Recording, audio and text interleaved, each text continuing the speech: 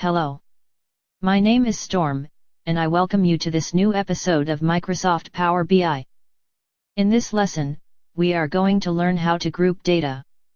The Group By feature in Microsoft Power BI allows you to aggregate your data at a different level. The Group By feature can be found under the Transform tab in the Query Editor window. In this scenario, we are going to transform a daily transaction level table into a summary of total quantity rolled up by product key. Note, after using the Group By feature, any field not specified in the Group By command will be lost.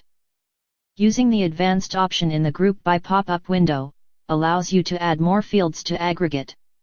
One of the core reasons for using the Group By feature is to remove multiple instances in a particular column, and aggregate those instances into unique instance.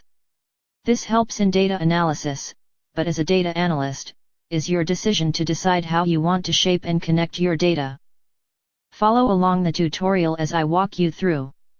Feel free to reference to the beginning of the video if you find yourself lost on the ribbon.